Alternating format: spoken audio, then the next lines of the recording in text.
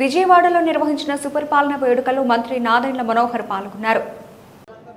సోదరులు, స్థానిక విజయవాడ పార్లమెంట్ సభ్యులు చిన్ని గారికి, అదేవిధంగా గౌరవ శాసనసభ్యులు గద్దె రామ్మోహన్ గారికి, ఇక్కడ విచ్చేసిన 3 పార్టీల నాయకులకు, ఎంతో కష్టపడి పనిచేసిన ఈ కార్యక్రమం విజయవంతం కోసం కృషి చేసిన నాయకులు, కార్యకర్తలు, మా వీర మహిళలు, జన సైనికులు, అదేవిధంగా కార్పొరేటర్ గారికి, ఈ ప్రాంగణం మనకు అందించినందుకు ఇస్కాన్ వారికి ప్రత్యేకంగా ధన్యవాదాలు తెలుపుకుంటూ, పీడ విరుగుడై సంవత్సరం నిండింది.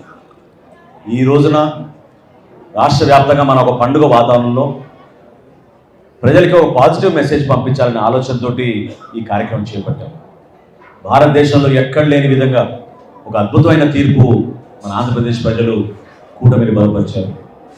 నరేంద్ర మోడీ గారి నాయకత్వం, చంద్రబాబు నాయుడు గారి నాయకత్వం, పవన్ కళ్యాణ్ గారి నాయకత్వం ఖచ్చితంగా మన రాష్ట్రానికి అవసరం అని, ఎవరెన్ని ప్రలోభాలకు గురి చేసినా, ఎవరెన్ని ఇబ్బందులు పెట్టినా, ఎంత దారుణంగా ప్రవర్తించినా ఓపికతోటి ఆ రోజులు గంటలు క్యూలో నిల్చుని ఈరోజు కౌంటింగ్ జరిగిన రోజు గత సంవత్సరంలో ఎంత అద్భుతమైన తీర్పు ఇచ్చారో మీ అందరూ చూశారు.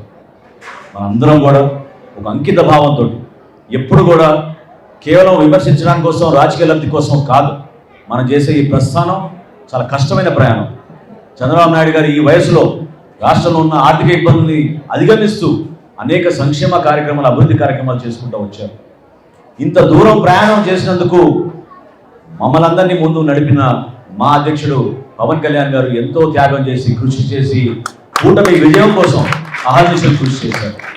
మరోలేని రోజులు, ఎందుకంటే 3 పార్టీలు కలిసి ఎక్కడ కూడా ఎటువంటి సందర్భంలో కూడా చిన్న ఇష్యూ రాకుండా సీట్ల సర్దుబాటులో కానివ్వండి, ప్రజల్లో మేము చేసిన క్యాంపెయినింగ్ కానివ్వండి, ఒక చైతన్యం తీసుకురావడం కోసం చేసిన కృషి కానివ్వండి, ఎవరం కూడా మర్చిపోలేము.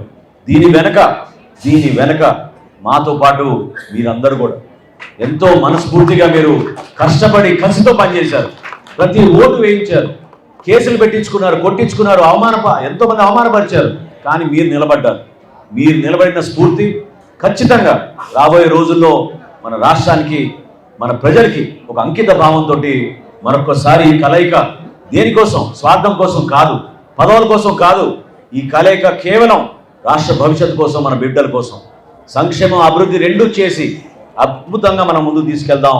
దానికి మీరందరూ కూడా ఆశీర్వదిస్తారని, ఓపికగా చేసే ప్రతి కార్యక్రమంలో కూడా మీరందరూ భాగస్వాములు అవ్వాలని మనస్ఫూర్తిగా ప్రతి ఒక్కరిని కోరుకుంటూ, చక్కటి కార్యక్రమం ఏర్పాటు చేసినందుకు వాసుకు, ఇక్కడ ఉన్న కార్యకర్తలందరికీ కూడా నేను ప్రత్యేకంగా ధన్యవాదాలు తెలుపుతున్నాను.